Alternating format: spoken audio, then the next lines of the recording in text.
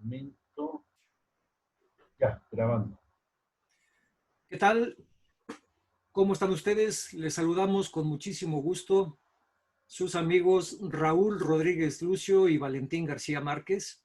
Y en esta próxima conmemoración que ya se aproxima de los 500 años de un evento que se ha denominado La Noche Triste, hemos preparado esta conferencia que lleva por título Gloria Mexica y Llanto Español a 500 años de la gesta. Raúl Rodríguez Lucio es productor de dos programas de radio que se transmiten por Radio Universidad Autónoma de Querétaro, es Ecos de la Antigüedad y Ecos de la Noche. Es ingeniero civil de profesión y un apasionado divulgador de la historia. Yo soy Valentín García Márquez, soy coordinador del Centro de las Artes de Querétaro, de la Secretaría de Cultura del Estado de Querétaro también, presidente del Seminario de Cultura Mexicana, Corresponsalía Querétaro, y cronista honorario del municipio de Querétaro.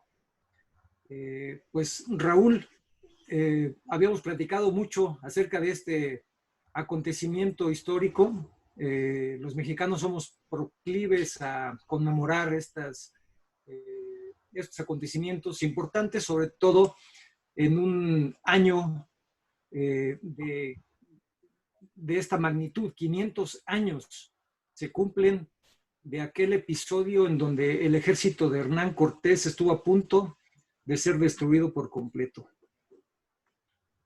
Sí, Valentín, ¿qué tal? ¿Cómo estás? Buenas tardes, noches, 7 de la tarde. Sí, como que le hemos estado atinando a puras conmemoraciones, no hace poco fueron los 100 años de la muerte de Carranza y así varios eventos que como quedamos justo en el blanco y aunque ahora es 25 de junio, pues se puede decir que comienza el drama precisamente en un 25 de junio, que es cuando Hernán Cortés llega con sus tropas después de haber sometido a Pánfilo de Narváez, y digamos que ahí inicia el drama.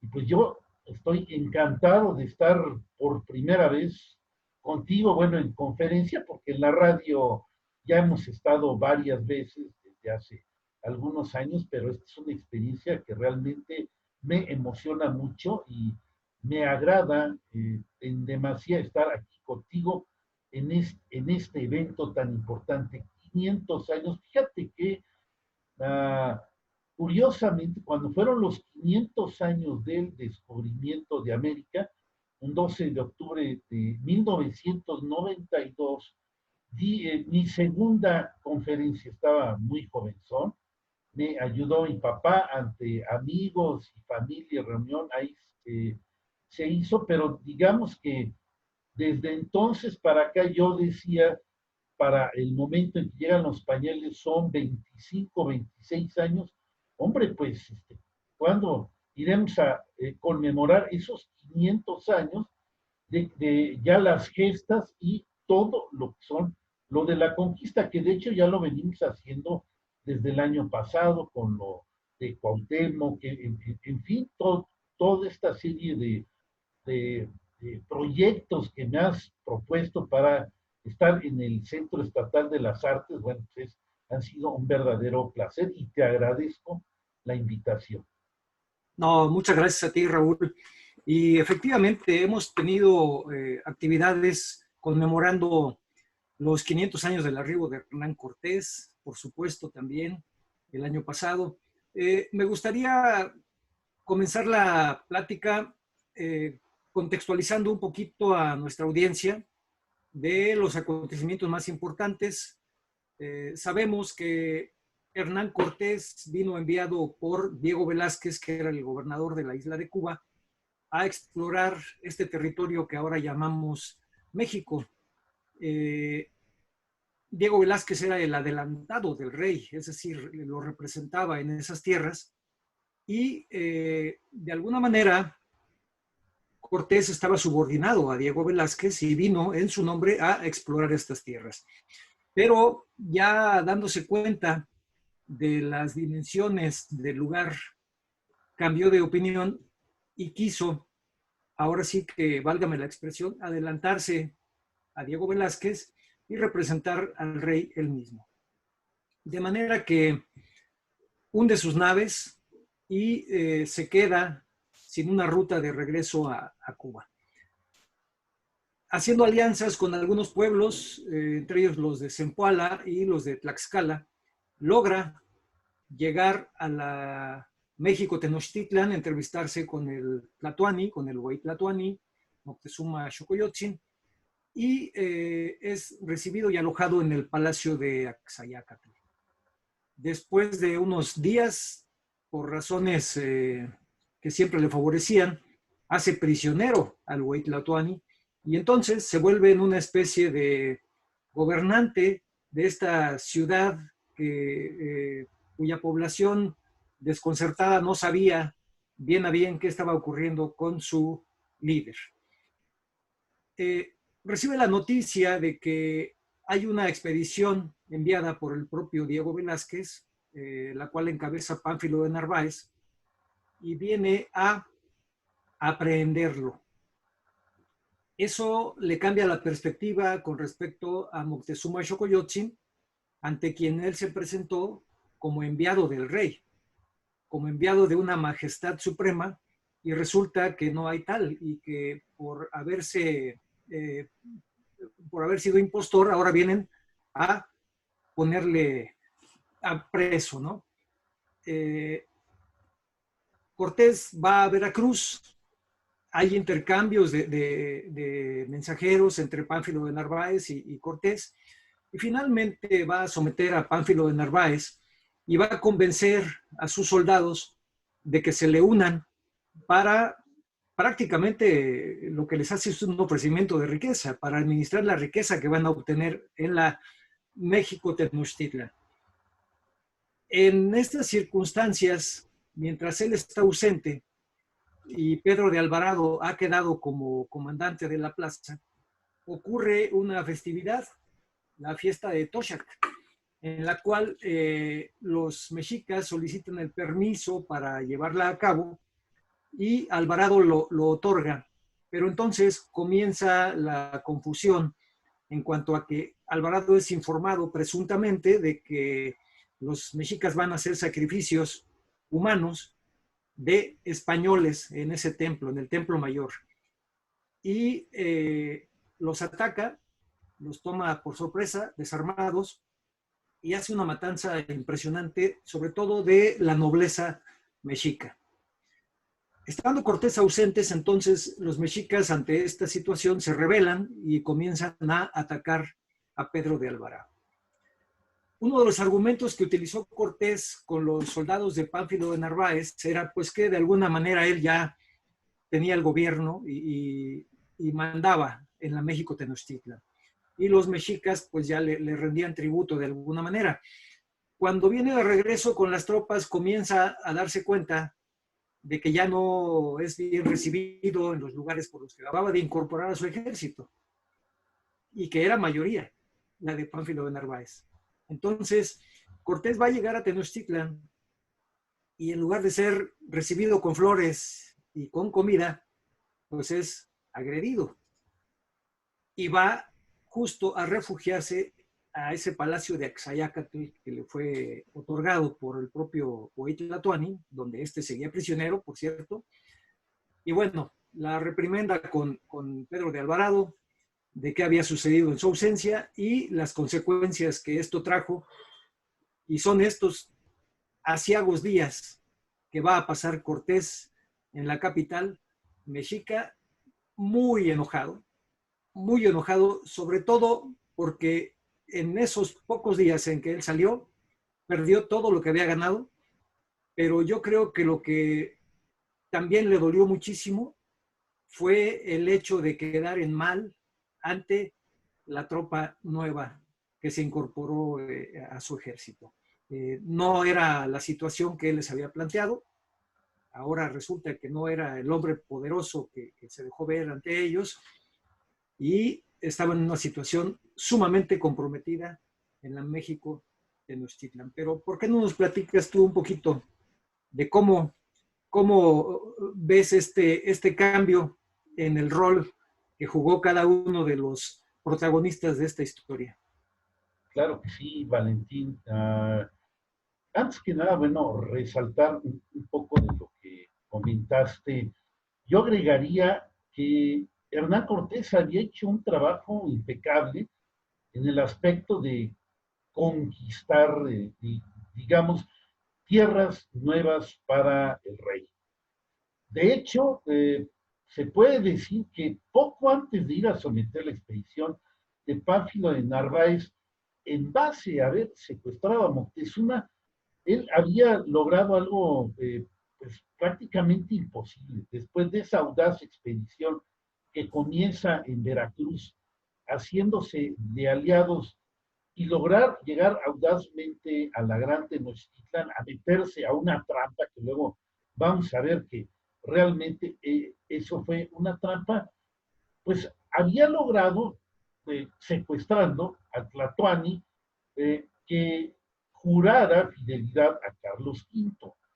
Esto en apariencia ya desde antes se puede considerar que el reino de Tenochtitlan o de los mexicas pues ya pertenecía a Carlos V y estaba intacto. La ciudad era maravillosa, preciosa, grande, como los cuentos de la Madrid, según decía en sus cartas de relación, y pues era un regalazo para Carlos V. Yo creo que del enojo que hablas es precisamente por esto, porque eh, todo empieza a torcerse. La forma de actuar tan torpe de Pedro de Alvarado, que no sabemos si en realidad él pues había, o sea, estaban sacrificando o le iban a poner una trampa. El caso es que reaccionó, digamos, igual que como Cortés lo hizo en Cholula. Así es que no hay que ponernos, o sea, tanto uno como otro cometen el mismo error y esto hay que recalcarlo y no creo tampoco que haya sido así porque tenía ganas de matar, sino algo pasó, algo ocurrió o de veras estaban haciendo sacrificios que lo sacaron totalmente de concentración. Pero bueno, la expedición de Narváez ya viene a entorpecer y a cambiar lo que también iba. La matanza de Alvarado, bueno, vemos que probablemente se debió a que algo irregular estaba haciendo. No creo que haya sido una cosa, pues inventada porque tuviera sed de sangre, porque era muy malvado, no. Algo ocurrió y él decía que iba a hacer sacrificios y una de las cosas que sí se pone hincapié y que el mismo Cortés lo había hecho era ya el cambio de religión. Ahí no podía haber ningún trato ni nada y como supuestamente ya el reino mexica estaba sojuzgado ante Carlos V, puesto que Sutlatoani, Moctezuma, Xocoyotzin, Montezuma, ¿no? Como dicen, se había jurado fidelidad al rey. Y entonces, pues no, o sea, no iba a permitir tampoco Pedro de Alvarado que hicieran sacrificios y realmente se le fue de la mano el control. De hecho, y estamos, bueno, en el momento que probablemente Hernán Cortés llega el día 24 a lo que es las afueras de la Gran Tenochtitlan, se entera de lo que está pasando, que los españoles realmente están en problemas, han sido encerrados, la multitud de gente, la población se ha insurreccionado y hay un grave problema, esto lo pone de mal humor, puesto que sí, también otro de los motivos es que, pues, con qué nuevas les estaba saliendo a los soldados recientemente que él había ganado de Pánfilo de Narváez, pues lo primero que ven son problemas y que van a tener que entrar a una población, bueno, a un lugar, a meterse a una trampa en donde al parecer le dicen en Tacuba que se espere,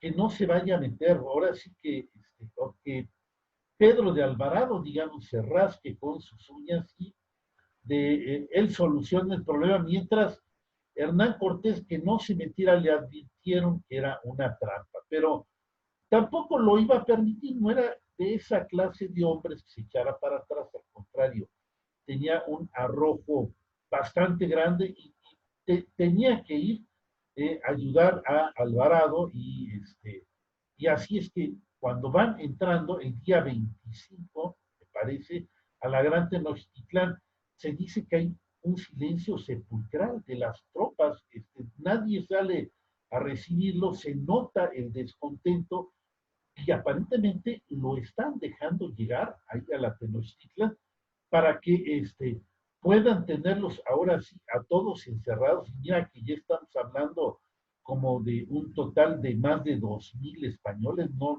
sé cuántos traía, pero más los que había dejado en otras partes, quizás sumarían 3,000, pero francamente quedan encerrados 2,000 españoles y unos 10 a 15,000 aliados de los que traía sobre todo en Tlaxcaltecas y Totonacas, que estaban ahí con él. Este es uno de los factores a destacar que quería hacer. Y entonces se empiezan a hacer varios, pues inmediatamente Hernán Cortés se da cuenta que pues sí, ha entrado en una trampa y tiene que salir y empiezan a hacer algunos intentos de salida, primeramente a la luz del día.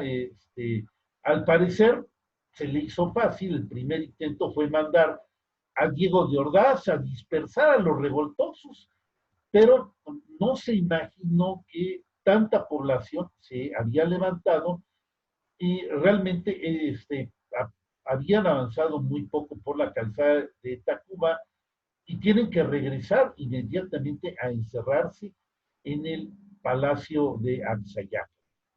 Hubo varias formas que intentaron de cómo podían salirse eh, por ejemplo, una fue tomar los edificios que estaban ahí aledaños a lo que era el conjunto del templo mayor, que estaban cerca del palacio de Axayácatl, pero los lograban retener un tiempo y luego eran obligados a salir de nueva cuenta en base a la superioridad numérica de los que se estaban levantando. También intentaron construir ingenios para, sobre todo para protegerse y poder, eh, pues al menos cegar las hendiduras o canales o fallas que había dentro de tierra firme, y era una de las obras. Con esos ingenios se protegían, que eran de madera, hecho por campiteros, y también a veces dejaba alguna guardia para proteger esos rellenos, pero de igual manera eran desalojados. De esta manera, estamos hablando, Valentín, de que son 5 días. Realmente esto se va muy rápido y la situación se deteriora muy rápidamente. ¿Sí? Y, por ejemplo, sabemos que ya no había comida.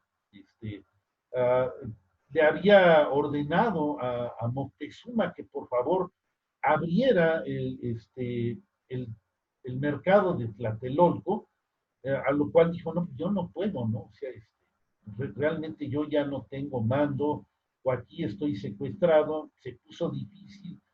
Y es aquí, quizás yo creo que también en los primeros días donde a lo mejor esto es a título personal, Moctezuma ya se había confabulado con su hermano Cuitláhuac de salir de la trampa. Una de las cosas que tenía muy triste a Moctezuma es que el gran Malinche, así le llamaban a Cortés, ya no le hacía caso y se sentía como un poquito despechado. Y probablemente dijo, voy a lograr que salgas, y esa insurrección se está armando, que evidentemente no tenía un jefe o algún líder de categoría. Bueno, pues tú lo vas a encomendar con el pretexto de que vas a calmar la rebelión, vas a abrir los mercados y todo va a volver a la normalidad. Este era uno de los factores que se estaban dando ahí. Otro, digamos que era muy importante y para mí hizo que se tardara un poco en salir, era el oro del rey. Al ver esta situación, todo el oro que tienen ahí se tienen que fundir y hacer un montón de barras para que sea fácilmente transportable. Entonces, esta labor era clave. No podían salir si no se terminaba esta tarea de que pudieran hacer los lingotes y aún así, de haber fundido todo el rey, todavía aparentemente ya, porque el tiempo los estaba premiando, ya no se podía más, pues tenía que salir rápidamente, quedó mucho tesoro, quedaron muchas joyas, y también se sabe que, bueno, le dice a los soldados, tomen lo que puedan.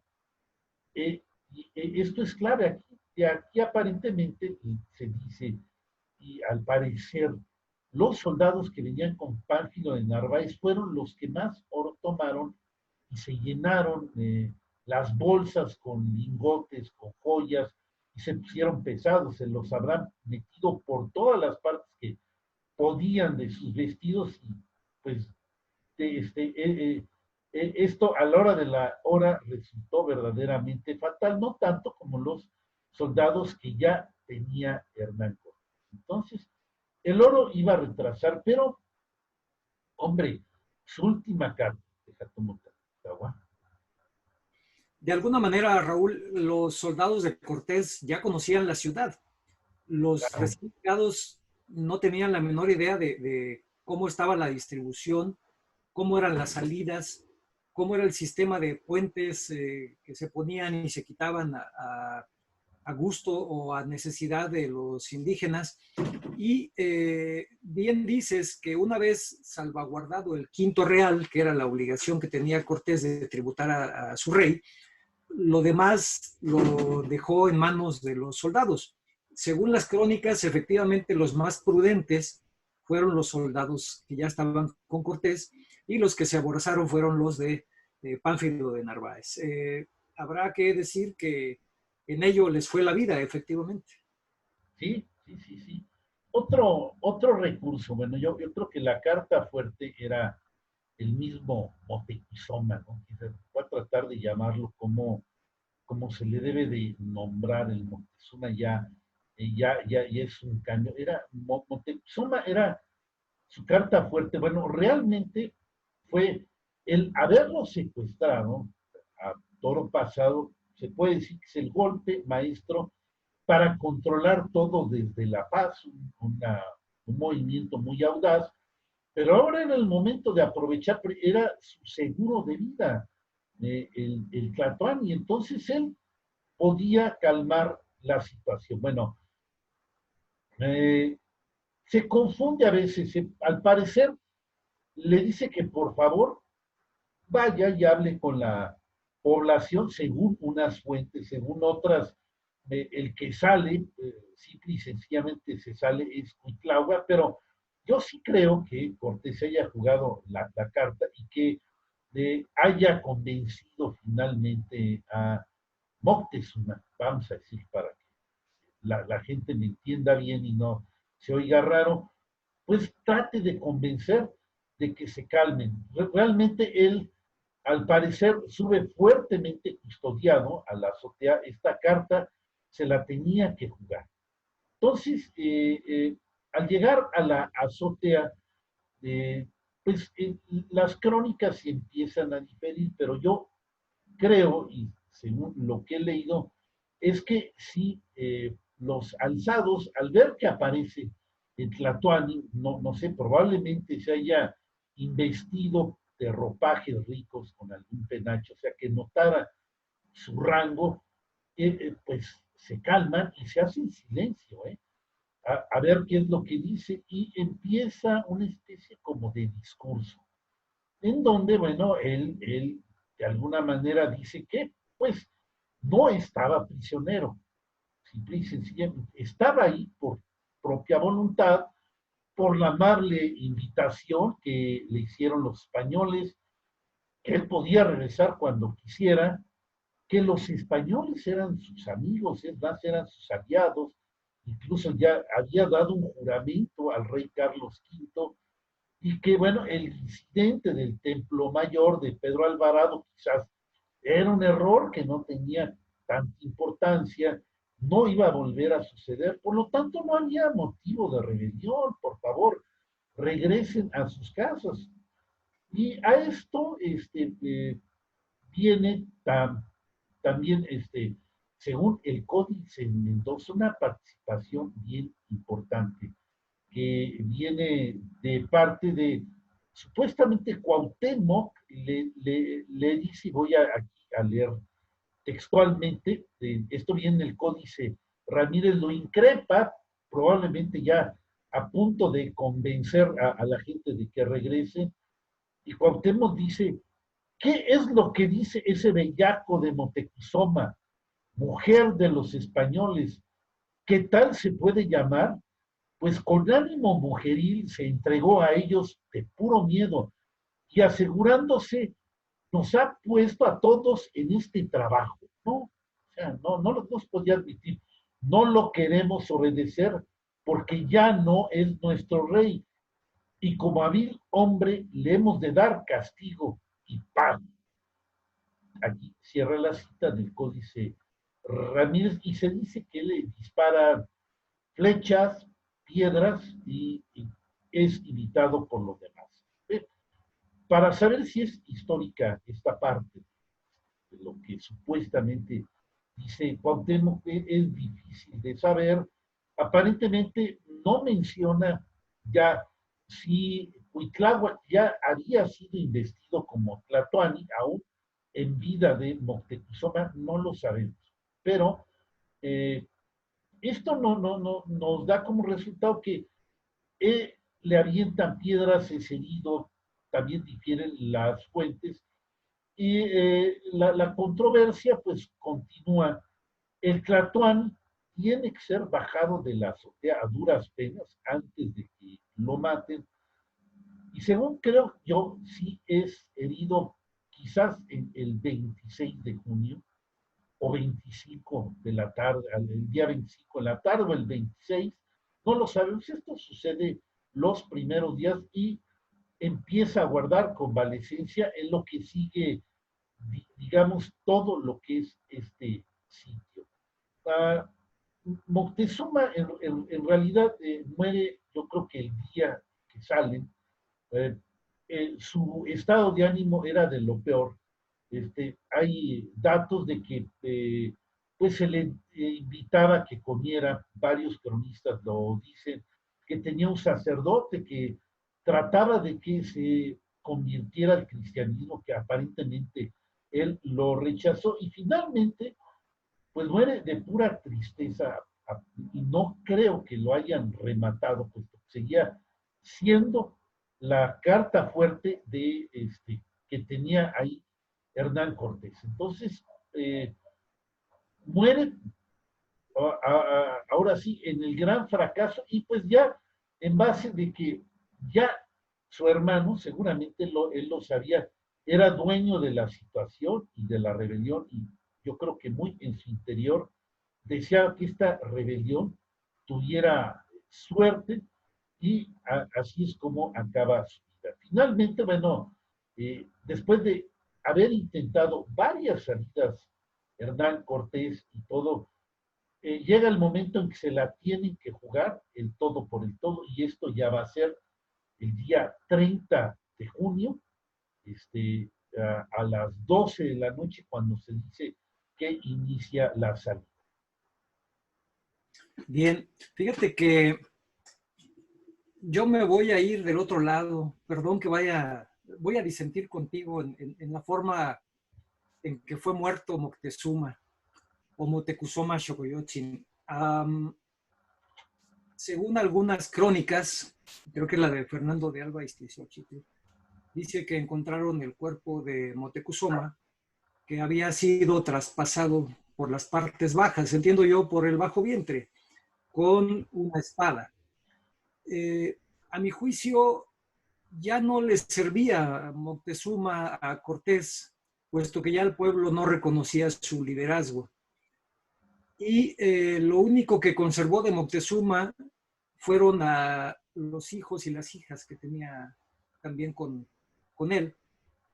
Y una versión dice que Moctezuma le encargó a Cortés a sus hijos, que velara por ellos para que no los fueran a tratar mal, ¿no? De alguna manera reconocieran su linaje y los trataran como príncipes, entre comillas. Perdón, a veces tenemos que emplear estos términos por analogía. Aquí no había ni reyes ni príncipes, pero bueno, pertenecían a la clase privilegiada y pero pienso que ya no le era de utilidad Moctezuma y por lo tanto, al no serle de utilidad, pudieron haberlo asesinado. Él confió incluso esa noche en que iban a estar los funerales de Moctezuma y eso le iba a permitir la ventaja de salir calladamente. Claro. Cosa que casi logró. Y hablando ya de este episodio, que es el que nos convoca, denominado La Noche Triste, al que mucha gente pregunta que por qué Noche Triste y no Noche Victoriosa. Pues no sé, a lo mejor es triste porque no se cumplió el objetivo. Nunca lo había visto de esa manera, ¿no? Para los mexicas, para los que se asumen de esa raíz indígena de Mesoamérica, quizás es triste porque no se logró destruir por completo el ejército. Para los españoles, pues será triste precisamente por la pérdida tan grande de gente que hubo. Pero me gustaría abordar un poquito describiendo cómo fue la ruta de escape, que no fue la original, fue la alternativa. La ruta original era hacia el Tepeyac, porque era la más corta, Exacto. pero nunca pudieron ganarla. En cambio, había otras dos opciones, la calzada de Tlacopan o Tacuba y la calzada de Iztapalapa, que era la más larga, Está muy por larguísimo. lo tanto, la más peligrosa. Entonces, optan por ganar las puentes, como dice Bernal, de la calzada de Tlacopan. Y aquí voy a tratar de compartir pantalla para mostrar algunas imágenes.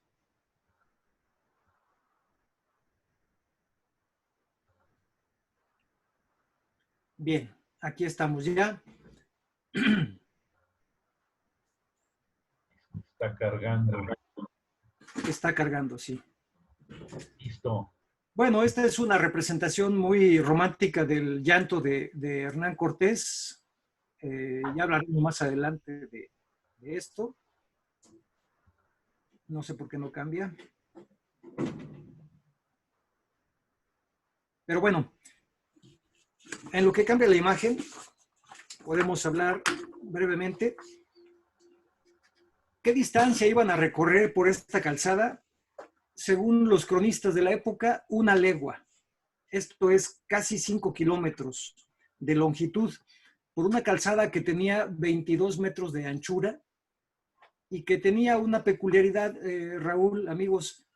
Por esta calzada, en un tramo muy grande, además de ser camino, también era la entrada del acueducto de Chapultepec.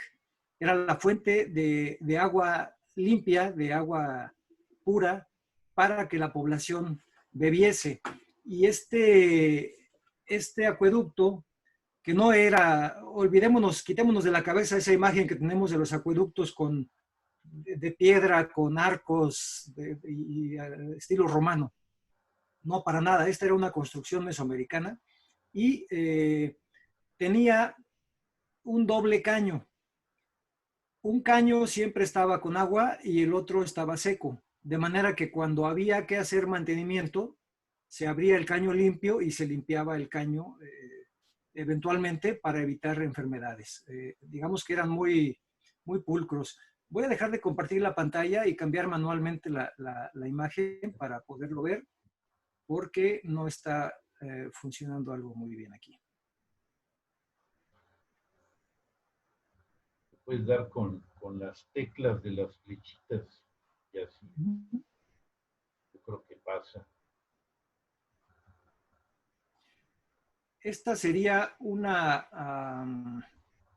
visión de cómo estaba la México Tenochtitlan, pero en una visión contemporánea.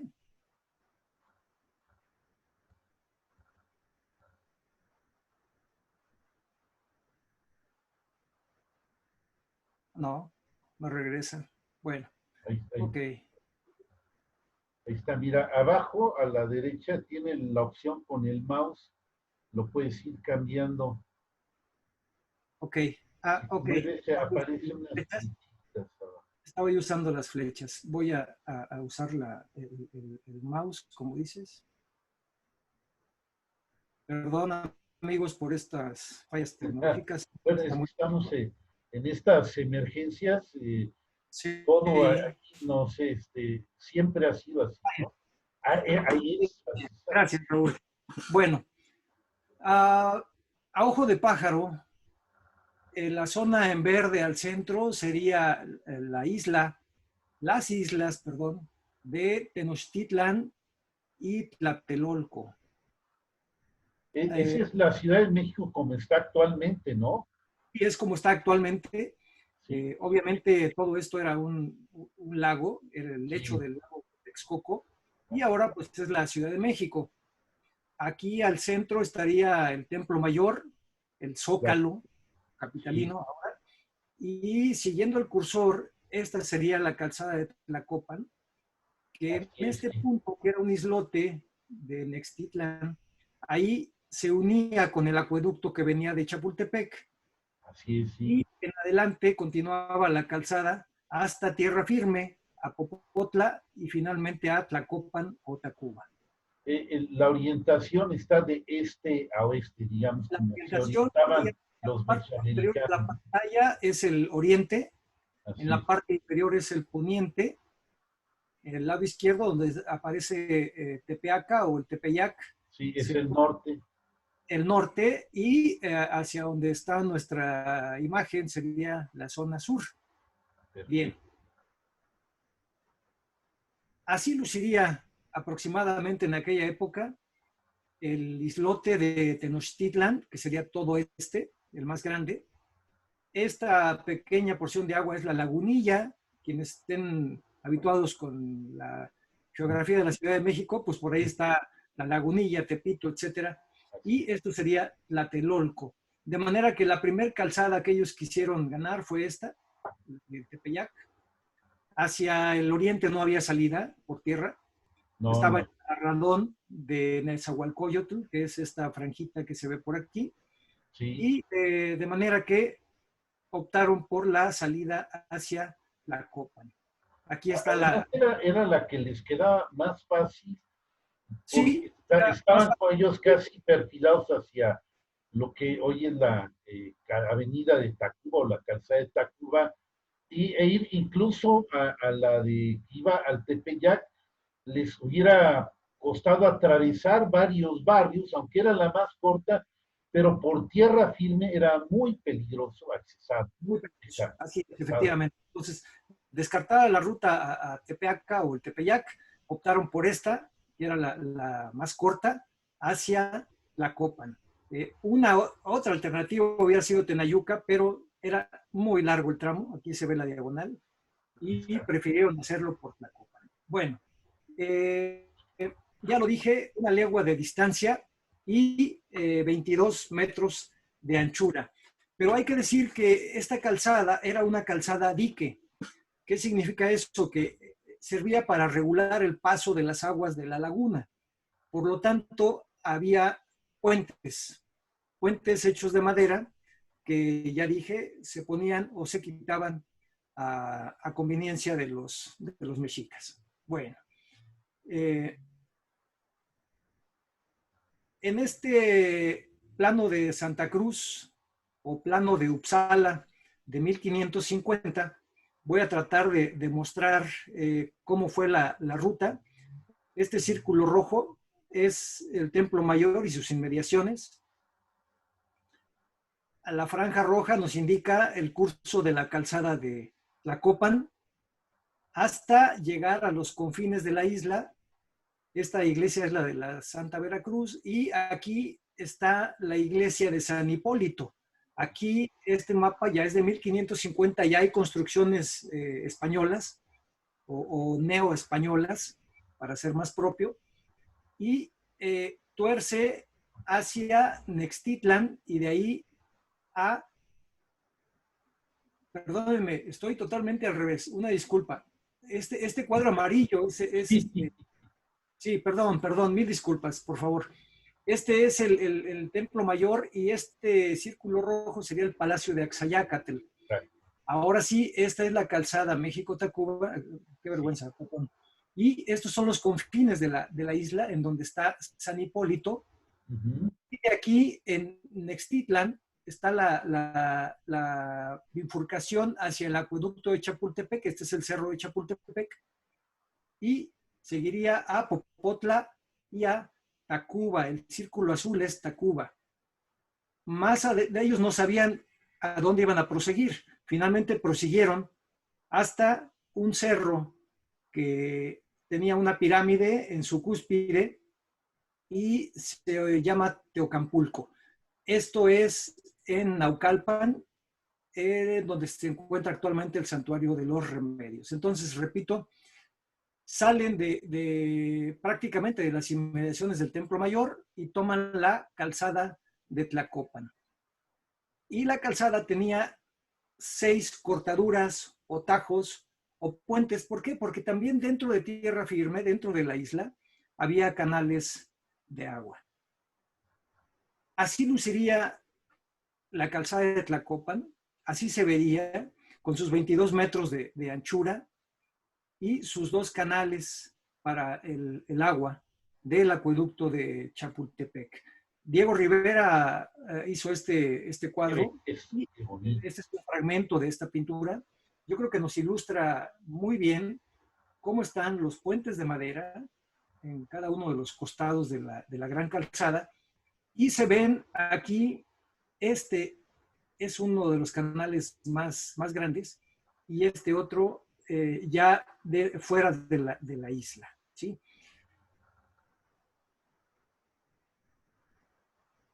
Bueno, una vez que ya se eligió la ruta, se definió cómo estaría formada la tropa, cómo iba a marchar el contingente, y esto es muy interesante. Según José Luis Martínez, uno de los biógrafos de Hernán Cortés, dice que la columna constaba de 7,000 u 8,000 hombres, de los cuales 1,300 eran españoles.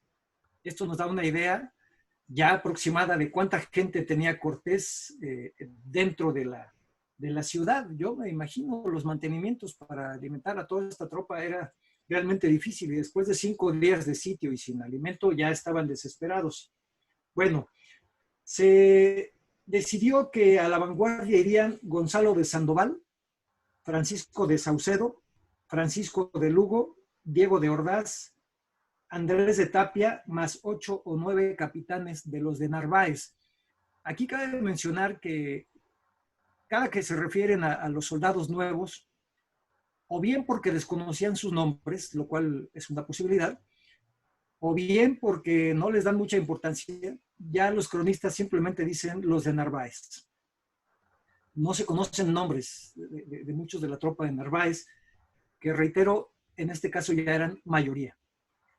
Entonces, 8 o 9 capitanes y 100 soldados españoles. Esa fue la vanguardia. En medias, o al centro, estaba Hernán Cortés, Alonso de Ávila, Cristóbal de Olid y Bernardo Vázquez Tapia. Otros capitanes españoles, 50 soldados españoles. Y Cortés comisionó a 400 tlaxcaltecas y a 150 soldados españoles para llevar el fardaje. Es la impedimenta de un ejército. Y destinó 250 soldados tlaxcaltecas y 50 españoles para llevar la artillería. Y nada más para custodiar a los nobles, a los que llevaba prisioneros, destinó 300 tlaxcaltecas y 30 soldados españoles. Si vemos, pues el grueso del ejército era la parte media, era donde iba Cortés. En la retaguardia quedaron Juan Velázquez de León y Pedro de Alvarado. Quizás como castigo a Pedro de Alvarado lo dejó hasta atrás. Sí. No lo dudo.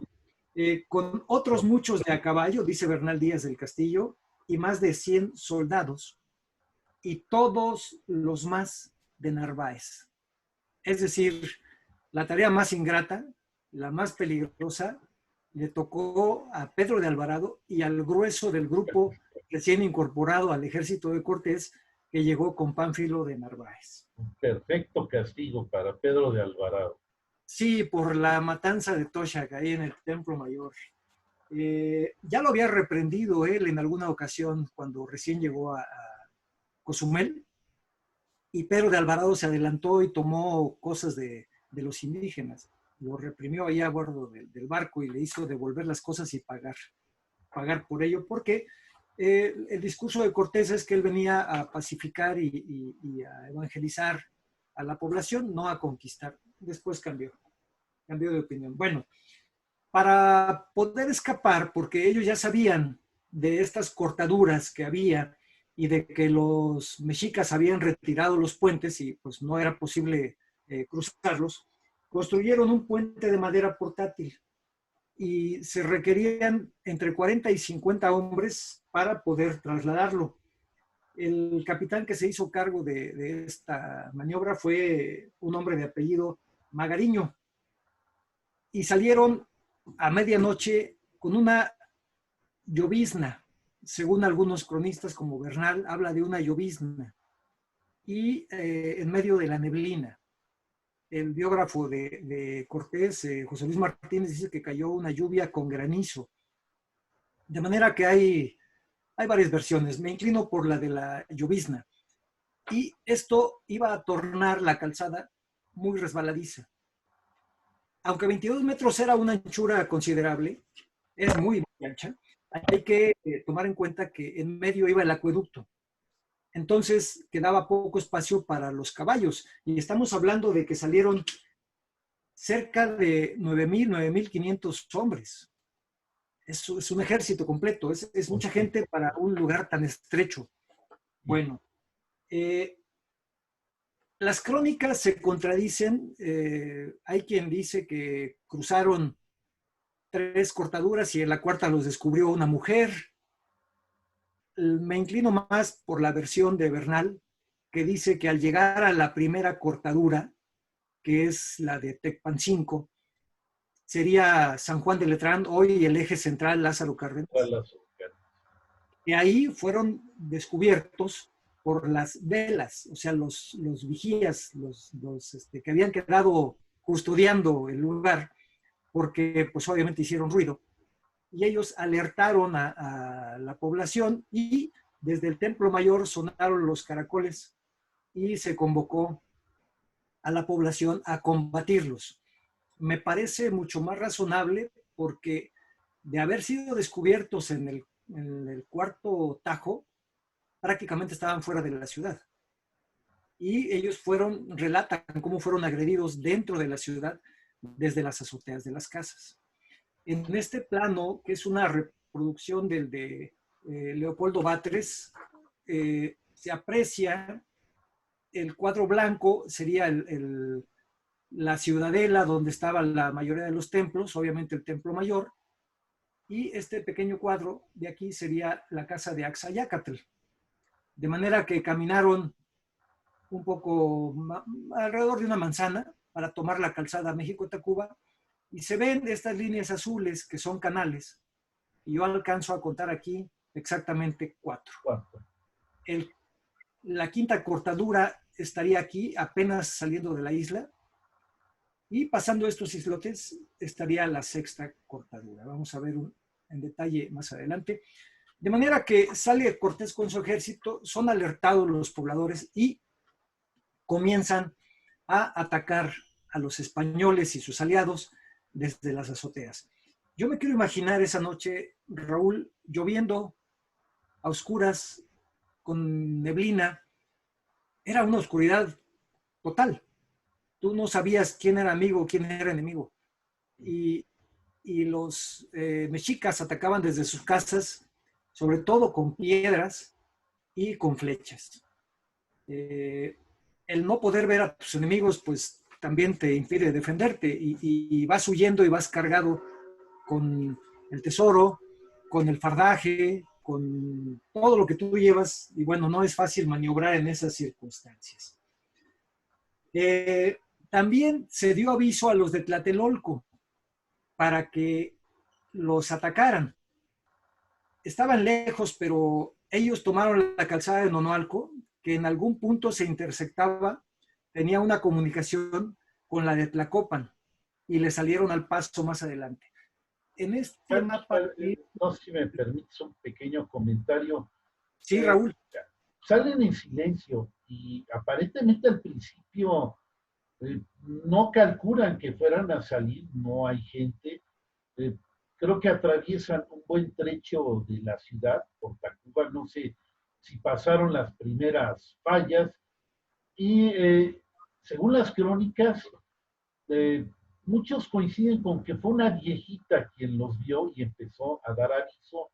En otras dicen que son unos vigías, unos vigilantes que estaban ahí viendo hacia la calzada de Tacuba y que prácticamente los van descubriendo cuando ya están por dejar la tierra firme y se acercan a lo que es el tramo del lago. Entonces yo no sé ahí sí, en qué punto los pudieron haber interceptado o los descubrieron. Yo me inclino por la versión de Bernal, que fue pasando el primer tajo, que sería justo en este plano. Este plano ya es más hacia la modernidad, es de 1737, pero a pesar de los años, aquí todavía se ve este canal, que es el de San Juan de Letrán. Este sería nuestro actual eje central, Lázaro Cárdenas. Sí, sí. Antes San Juan de Letrán, después Niño Perdido. Y esta es la calle de Tacuba, aquí justamente, que conecta con la calzada del mismo nombre, y aquí todavía se puede ver el agua fluyendo hacia la Ciudad de México. De manera que este fue el lugar donde colocaron el puente de madera, que a decir de las crónicas también se enterró tanto en el lodo que ya no lo pudieron sacar. Y los mexicas se encargaron de destruirlo también para inutilizarlo.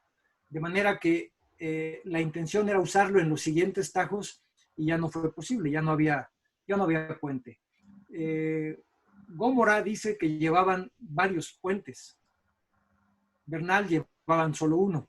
También hay contradicciones. Me inclino a pensar que era solo uno, pensando que se requerían entre 40 y 50 para mover solamente uno. Pero bueno, es importante este plano porque, aunque aquí ya no se ven, se describen los siguientes tajos o cortaduras justamente en este tramo de la Alameda. El primero, ya lo dije, era el de Tecpancinco. Después, a la altura de la iglesia de la Santa Veracruz, que es esta, estaba el de Zapotlán, y enseguida el de Atenchicalco, para llegar finalmente al de Mixcoatechiatltitan, casi donde termina la Alameda. Es decir, que en este pequeño tramo de San Juan de Letrán a donde termina la Alameda, estaban los 4 primeros tajos, y estos los pudieron cruzar, según la segunda carta de relación de Hernán Cortés, a nado. A nado. Bueno, y me parece muy razonable suponer que aquí, desde las casas de los mexicas, fue agredida la tropa. Bueno, vamos a llegar, bueno, estas ilustraciones que les presento son de una pintura sobre la conquista de México. En realidad ya es el sitio y la entrada a Tenochtitlan, pero nos ilustran un poco cómo fue esta desigual batalla. aquí está a detalle la casa de Xicoténcatl y la Ajá. línea café es la calzada México-Tacuba, la línea azul representa la entrada de agua, Exacto. obviamente ya dije que estaba por medio de la calzada, y aquí están las 4 cortaduras o tajos por los canales internos. La zona verde representa el islote, con la cuadrícula son canales que cruzaban por todas partes. Y al llegar aquí, a este punto, que este era uno de los reguladores de flujo de agua, es el canal de Tlaltecayohuacan. Es donde ocurre la más grande matanza de soldados. Narran los cronistas que la retaguardia quedó atrapada entre los tajos. No podían regresar y no podían avanzar. Fue tal la cantidad de gente que se aglomeró alrededor de este corte que comenzaron a empujarse y comenzaron a caer a la laguna. Las crónicas son dramáticas, en verdad, por los gritos de ayuda, las peticiones de auxilio de los soldados que caían unos a pie, unos a caballo, estaban siendo en este punto ya agredidos, no solamente de los que venían detrás de ellos por tierra, sino por las chalupas que llegaron en ambos sentidos. La gente de Tlatelolco llegó por esta parte, la parte de arriba, y los mexicas llegaron por esta. Bueno, los mexicas por todos lados, pero aquí se sumaron los tlatelolcas y fue una cosa impresionante. ¿Cómo lograron pasar? Bueno, pues los que iban en la vanguardia seguramente fueron los primeros en caer y se fue llenando el cepo de cadáveres de caballos, de cadáveres de soldados, y así pudieron cruzar. Se dice que Cortés pasó a caballo y logró cruzar este trecho, prácticamente era tierra firme, de manera que se fue casi a galope, y detrás de él todos los que podían. No se detuvieron. A pesar de los gritos de petición de ayuda, no se detuvieron.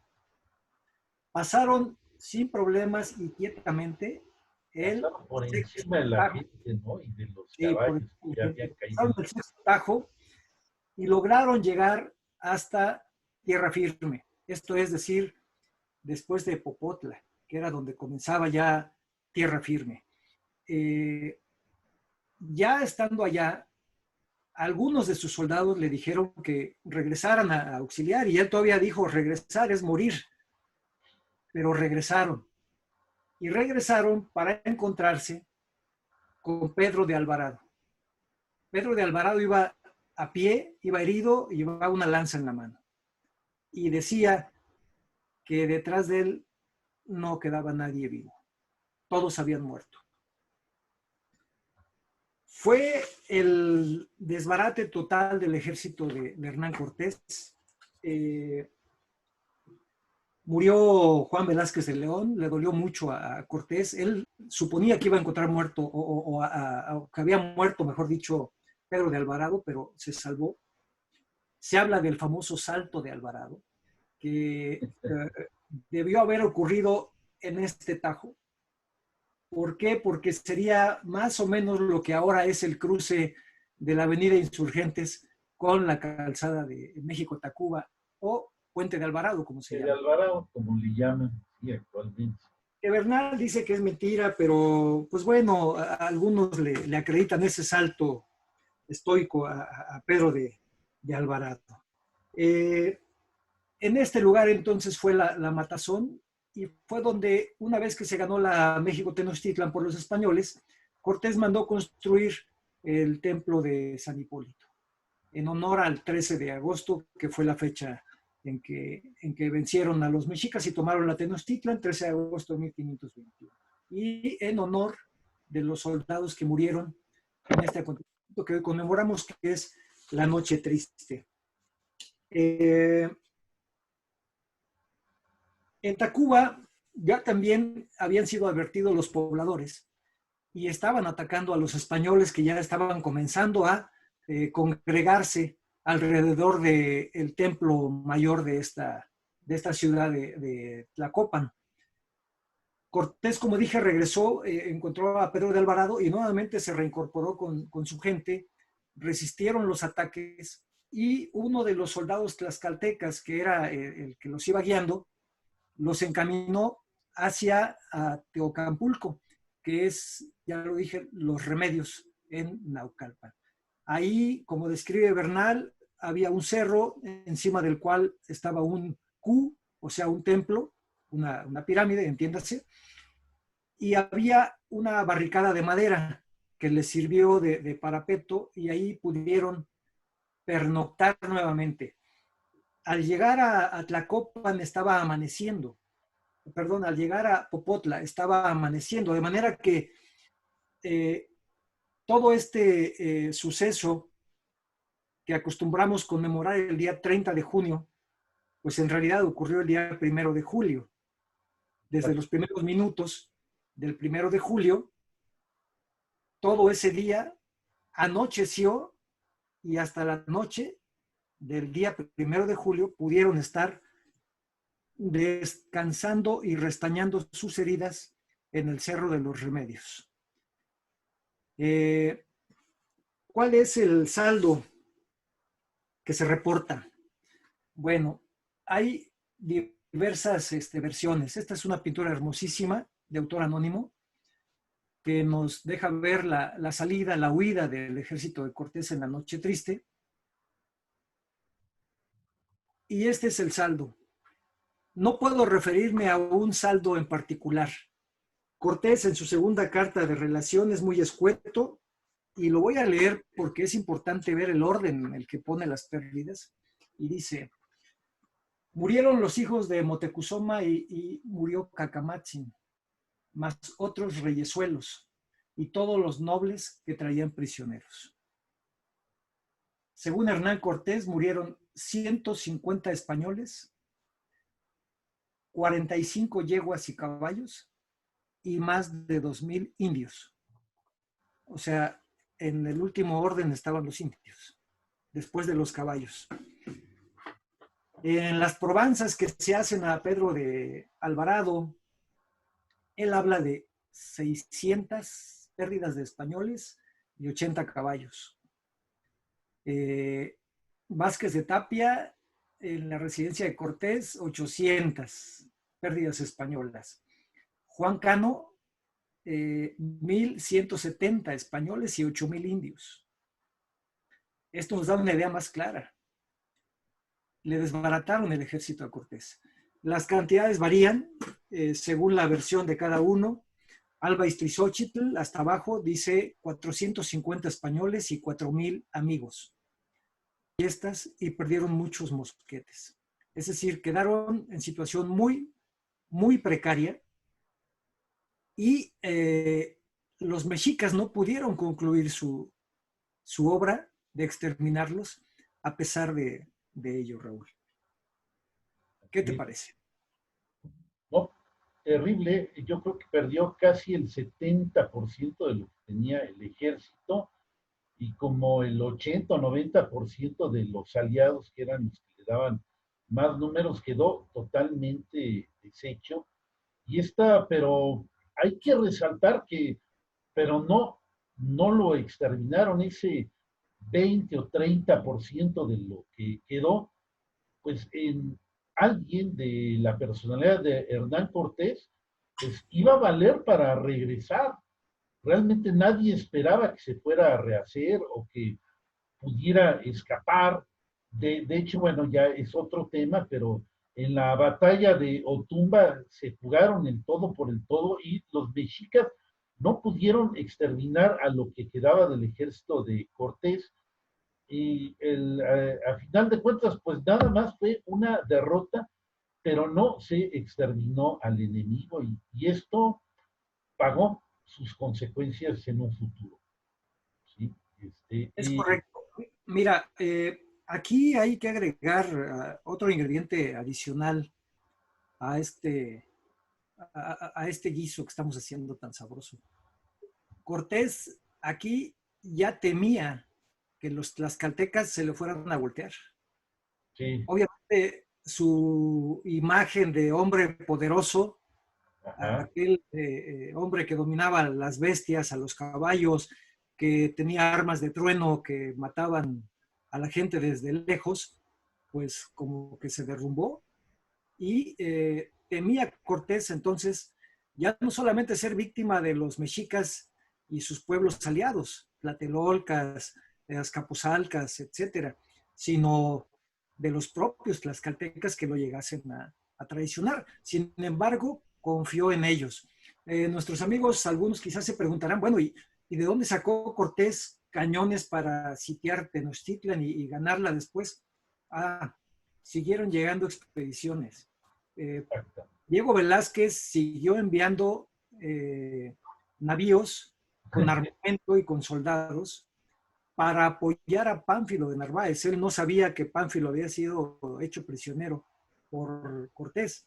Entonces, siguieron llegando contingentes tanto enviados por Diego Velázquez como de otras expediciones que venían en busca de fortuna, porque ya se había corrido la voz de que de México, Tenochtitlan, había salido un tesoro para ser entregado al rey en España y más aventureros vinieron a estas tierras. Ese, como tú dijiste, es parte de otra historia, pero nada más quise comentarlo para que no se crea que por arte de magia apareció toda esa artillería y todo lo que después hizo Cortés. Pero confió ciegamente en los tlaxcaltecas y ellos correspondieron a esa confianza y lograron sacarlo de este apuro.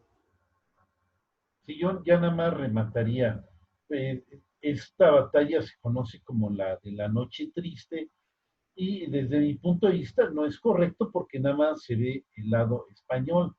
También en otros lados, el día feliz o la batalla victoriosa, pues tampoco, porque a final de cuentas nosotros somos la consecuencia de un mestizaje precisamente de estas dos partes, tanto del lado español como del lado mexicano o mexica, para decirlo más exactamente, y yo creo que lo tenemos que ver como un producto de esta unión, o sea, el título que escogimos para nuestra conferencia es exacto, este, eh, llanto, alegría de los mexicas, llanto español, a 500 años de la gesta. Me parece excelente.